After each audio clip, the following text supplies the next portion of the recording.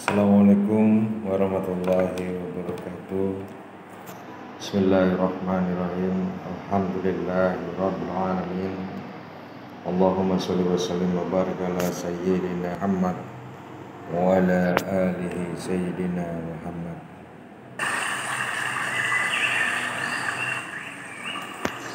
Manusia kembali ke asal mereka. Ya, kita lanjut kembali. Manusia kembali ke asal mereka. Manusia dipandang daripada dua sudut, yaitu sudut lahiriah dan sudut rohani. Jadi ada dua cara pandang kita melihat dari dua sudut, yaitu dalam wujud lahiriah dan wujud rohani. Dalam segi kewujudan khususnya lahiriah, keadaan kebanyakan manusia itu adalah berlebih kurang di antara satu yang lain tuh lebih kurangnya sama saja. Artinya wujudnya itu tidak sedikit perbedaan, hanya sedikit perbedaan. Oleh karena yang demikian itu, manusia yang umumnya boleh atau sebagai manusia yang selalu mengurus urusan dalam bentuk lahiriah mereka saja. Dalam sudut kewujudan rohani yang tersembunyi di balik wujud lahiriah, sebaliknya tadi ya, setiap manusia itu adalah berbeda. Tapi kalau di wujud lahiriah itu sama. Tapi dalam rohani ya itu berbeda. Jadi khusus untuk mengenali diri masing-masing kita sebagai manusia itu sangat diperlukan sekali. Manusia bisa kembali kepada asalnya dengan mengikuti peraturan-peraturan dan mengambil langkah-langkah yang tertentu. Jadi peraturan apa? Peraturan dalam isi agama. Dia mesti mengambil aturan-aturan agama yang jelas dan mematuhinya. Dengan demikian, dia boleh berjalan terus ke depan. Dia boleh meningkatkan tingkatan dirinya lebih tinggi sampai dia memasuki jalan yang tertinggi dalam kerohaniannya, yaitu dalam jalan ma'rifatullah yang tertinggi. Tingkatan ini, ma'rifat ini sangat tinggi dan Rasulullah sangat senang sekali. Rasulullah Shallallahu Alaihi Wasallam ada suasana yang semua dan segala-galanya itu berkumpul di sana, dan ia adalah makrifat yang murni.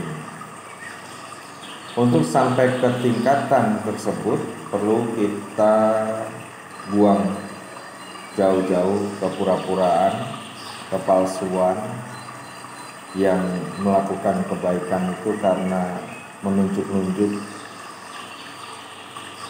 karena sesuatu hal yang lain, bukan karena Allah Subhanahu wa taala.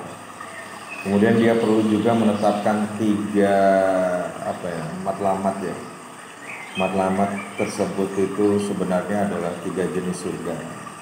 Yang pertama dinamakan ma'wa, surga tempat kediaman yang aman. Ia adalah surga duniawi. Ma'wa itu surga duniawi. Kedua, naim, taman keredoan. Taman keredoannya Allah, karunia-Nya Allah kepada makhluk-makhluknya. Ia adalah surga yang di dalam alam malaikat. Yang ketiga adalah surga Firdaus, yaitu surga alam tinggi. Ini adalah surga pada alam kesatuan akal asbab, rumah kediaman bagi para ruh dan tempat-tempat nama-nama dan sifat-sifatnya. Kesemua ini adalah balasan yang baik, keelokan Allah yang manusia berjasa akan menikmati dalam usahanya sepanjang 3 peringkat ilmu pengetahuan ini dikerjakan secara kontinu. Usaha mematuhi peraturan syariat, usaha menghapuskan yang berbilang-bilang pada dirinya itu, melawan penyebab yang menimbulkan suasana berbilang-bilang itu, berkata-kata dalam dirinya itu, yaitu seperti ego pada diri kita sendiri. Untuk mencapai kesatuan, mencapai ke peringkat kesatuan tinggi atau kehampiran atau hampir dekat dengan Allah, Tuhan pencipta, yang menciptakan seluruhnya ini adalah Allah SWT. Akhirnya usaha untuk mencapai marifat di mana dia itu mengenal Tuhannya. Mengenali Tuhannya itu tingkatan yang pertama sering dibahas itu tentang syariat. Yang kedua tentang torekatnya. Yang ketiga tentang marifatnya. Kanjeng Rasul menyimpulkan keadaan tersebut dengan sabdanya, ada suasana di mana semua dan segala-galanya dikumpulkan, dan ia adalah hikmah dari kebijaksanaan atau makrifat. Selain itu juga Rasulullah mengatakan dengannya seseorang mengetahui hakikat atau kebenaran yang berkumpul di dalam sebab-sebab dan semua kebaikan, kemudian seseorang itu mesti bertindak atas kebenaran atau hakikat tersebut. Dia juga perlu mengenali kepalsuan dan bertindak ke atasnya dengan meningkatkan segala yang demikian. Doa Rasulullah, ya Allah, tunjukkanlah kepada kami yang benar dan jadikanlah pilihan kami mengikuti yang benar itu, dan juga tunjukkanlah kepada kami yang tidak benar dan permudahkan kami meningkatkannya. Orang-orang yang kenal tentang dirinya dan menentang keinginannya yang salah dengan segala kekuatannya akan sampai kepada mengenali Tuhannya dan akan menjadi taat kepada kehendak Tuhannya. Semua ini adalah peraturan umum yang mengenai diri zahir manusia. Kemudian ada pula aspek diri rohani atau diri batin manusia yang merupakan insan yang tulen, suci, bersih, dan murni. Maksud dan tujuan diri ini hanya satu, yaitu mendekatkan diri secara keseluruhan kepada Allah Subhanahu wa Ta'ala. Satu cara saja untuk mencapai suasana yang seperti itu, yaitu dengan pengetahuan tentang yang sebenarnya atau hakikat di dalam daerah, tempat, atau lingkungan wujud penyatuan mutlak. Pengetahuan ini dinamakan kesatuan atau keesaan. Di dalam suasana itu tiada beda di antara tidur dengan terjaga. Jadi nggak ada bedanya mana tidur mana terjaga, karena di dalam tidur ruh kita itu berkesempatan membebaskan dirinya untuk kembali kepada asalnya, alam arwah, dan dari sana kembali semua ke sini dengan membawa berita-berita dari alam gaib. Jadi Ketika tidur sang manusia, ruhnya itu kembali ke alam ruh, kemudian dia balik lagi jika diizinkan. Ya, kemudian dia bawa berita-berita yang biasanya lewat mimpi atau pengetahuan aslinya dari alam gaibnya. Fenomena ini dinamakan kayak mimpi lah. Dalam keadaan mimpi, secara sebagian atau keseluruhan, ia juga bisa secara menyeluruh seperti Isra Mi'rajnya Rasulullah kepada Allah. Allah Subhanahu wa taala berfirman dalam surat Jum'ah, Allah memegang jiwa-jiwa ketika matinya dan yang tidak mati dalam tidurnya, lalu dia tahan yang dihukumkan mati atasnya dan dia lepas yang lain. Rasulullah pun bersabda, tidur seorang alim lebih baik daripada ibadah orang jahil. Orang alim adalah orang yang telah memperoleh pengetahuan tentang hakikat atau yang sebenar-benarnya, yang tidak berhuruf, tidak bersuara. Pengetahuan yang seperti itu diperoleh secara terus-menerus dengan kita berzikir kepada Allah, mengesahkan Allah, mensucikan Allah dengan lidah, dengan rahasia lidah. Jadi dengan lidah rahasia itu bisa dikatakan adalah di dalam zikir, di dalam batiniah atau di dalam rohaniah. Seorang alim adalah orang yang zat dirinya itu diputar kepada cahaya suci oleh cahaya desa. Seorang alim mempunyai cahaya suci yang langsung diberikan oleh Allah melalui Rasulullah, melalui para rasulnya. Allah Subhanahu wa taala pun berfirman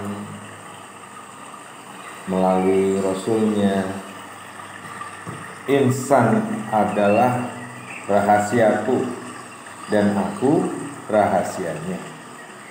Pengetahuan batin tentang hakikat roh adalah rahasia kepada rahasia-rahasiaku.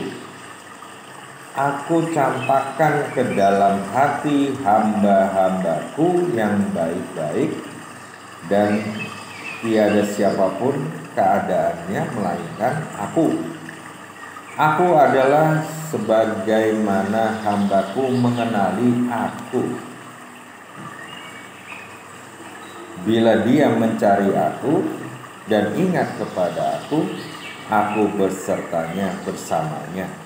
Jika dia mencari aku di dalam, aku mendapatkannya dengan zatku. Jika dia ingat dan menyebutku di dalam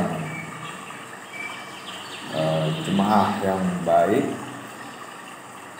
aku ingat dan menyebutnya di dalam jemaah yang lebih baik. Segala yang dikatakan di sini, jika berhasrat mencapai perlunya melakukan tafakur, cara mendapatkan pengetahuan yang seperti itu jarang digunakan oleh orang-orang banyak. Kanjeng Rasul bersabda, satu saat bertafakur lebih bernilai daripada 1 tahun beribadah. Satu saat bertafakur lebih bernilai daripada 70 tahun beribadah. Satu saat bertafakur lebih bernilai daripada 1000 tahun beribadah. Nilai sesuatu amalan itu tersembunyi di dalam hakikat kepada yang sebenar-benarnya. Perbuatan tafakur ini nampaknya mempunyai nilai yang berbeda. Siapa saja merenungi suatu perkara dan mencari penyebabnya, dia akan mendapati setiap bagian mempunyai bagian-bagian sendiri, dan dia juga menepati setiap satu itu menjadi penyebab kepada berbagai perkara lain, renungan seperti ini bernilai 1 tahun ibadah. Siapa saja yang merenungi kepada pengabdiannya, mencapai penyebab dan alasan, dan dia dapat mengetahui yang seperti itu, renungkanlah, bernilai, renungannya itu bernilai lebih dari 70 tahun beribadah. Siapa saja merenungkan hikmah mahrifatullah dalam bidang makrifat dengan segala kesungguhannya, dengan segala kemampuannya untuk mengenali Allah yang maha tinggi, renungannya itu bernilai lebih daripada 1000 tahun beribadah adalah ilmu pengetahuan yang sebenarnya. Pengetahuan yang sebenarnya adalah sesuai dengan keesaan Allah. Orang yang arif, bijaksana, yang mencintai, menyatu dengan yang dicintainya. Daripada alam kebendaan terbang, alam benda-benda yang terbang dengan sayap rohani yang meninggi hingga kepada puncak pencapaiannya, bagi ahli ibadah berjalan di dalam surga, sementara orang arif terbang kepada kedudukan yang mendekatkan diri dengan Tuhannya. Para pencinta mempunyai mata pada hati mereka. Mereka memandang sementara yang lain terpejam. Sayap yang mereka miliki tanpa daging, tanpa darah, mereka terbang ke arah malaikat Allah yang dicari. Penerbangan ini terjadi di dalam alam kerohanian orang-orang makrifat atau orang-orang yang arif. Para arif billah mendapatkan kehormatan, dipanggil atau disebut dirinya dengan insan sejati, menjadi kekasihnya Allah, sahabatnya yang akrab, ya. Para pemegang marifat adalah kekasih-kekasihnya Allah yang maha tinggi.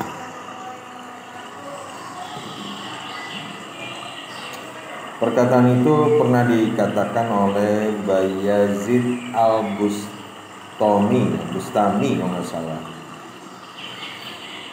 Para pemegang marifat adalah kekasihnya Allah yang maha tinggi. Hanya pemilik-pemilik kekasih yang mengasihi, mengenali mereka dengan dekat, dengan secara mesra, orang-orang marifat yang menjadi sahabat akrab Allah melalui, walaupun sangat cantik tetapi ditutupi oleh keadaan luaran yang sangat sederhana seperti manusia biasa, tapi bermakrifatnya luar biasa.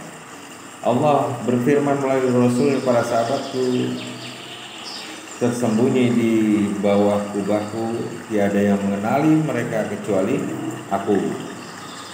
Kubah yang di dalamnya adalah Allah, sembunyikan sahabat-sahabat akrabnya adalah keadaan-keadaan mereka yang tidak terkenal, rupa wajah yang biasa saja, tubuh yang sederhana dan semuanya serba sederhana. Bila melihat kepada yang dicintai, atau bahasanya pengantin lah, yang ditutupi oleh tabir perkawinan, apakah yang dapat dilihat kecuali tabir itu? Yahya bin Mu'adz al-Razi mungkin pernah berkata juga, para kekasih Allah adalah air yang wangi di dalam dunia. Tetapi hanya orang yang beriman, yang benar-benar jujur saja yang dapat menciumnya. Mereka mencium harum baunya, lalu mereka mengikuti bau harum itu. Haruman itu mewujudkan kerinduan terhadap Allah di dalam hati-hati mereka, masing-masing dengan cara tersendiri. Mempercepat langkah-langkahnya, menambahkan usaha dan ketaatannya, darjah kerinduannya, keinginannya, dan berjalan dalam perjalanannya tergantung kepada mereka, tergantung kepada beberapa yang bawaannya berat atau ringan, sejauh mana, dekat atau jauh, ya. Semakin banyak seseorang itu menanggalkan pakaian dunia yang kasar ini, semakin dia mendapatkan kehangatan dari Allah Subhanahu wa taala, penciptanya, dan semakin hampirlah kepada permukaan akan muncul diri kerohaniannya, kehampiran, kedekatan dengan yang sebenarnya atau hakikat bergantung kepada sejauh mana seseorang itu melepaskan kebendaan dan keduniawian yang isinya hanya tipu daya dunia. Penanggalan yang tadi kita sampaikan pada diri membawa seseorang itu hampir dengan satu-satunya kebenaran. Orang yang akrab dengan Allah adalah orang yang telah membawa dirinya dengan keadaan kosong dan bahkan nggak ada dirinya sendiri. Ya, di dalam buku yang bertajuk atau berjudul Mirsad ada dituliskan semua orang yang kekeramatan syahir melalui mereka adalah ditutup daripadanya dan tidak memperdulikan keadaan tersebut. Bagi mereka masa kekeramatan muncul melalui mereka dianggap sebagai masa perempuan keluar darah haid. Wali-wali yang hampir dekat dengan Allah perlu mengembara sekurang-kurangnya 1000 peringkatan. 1000 banyak sekali, 1000 lah. Yang pertama ialah pintu kekeramatan. Hanya mereka yang dapat melepas pintu ini tanpa dicederai akan meningkatkan kepada peringkat-peringkat lain yang lebih tinggi. Jadi jika mereka lekat, mereka tidak akan sampai kemana-mana, hanya sampai kepada Allah Subhanahu wa taala. Kemanapun kita melangkah di dalam dunia ini dengan ma'rifatullah, maka kita akan sampai kepada Allah Subhanahu wa taala. Semoga kita selalu menjadi ma'rifatullah, kekasih-kekasihnya Allah yang selalu bertakwa, meningkatkan ketakwaannya, selalu berjalan di jalan yang benar, di jalan Allah Subhanahu wa taala. Ridhoan Allah selalu bersama kita. Amin amin ya rabbal alamin. Assalamualaikum warahmatullahi wabarakatuh.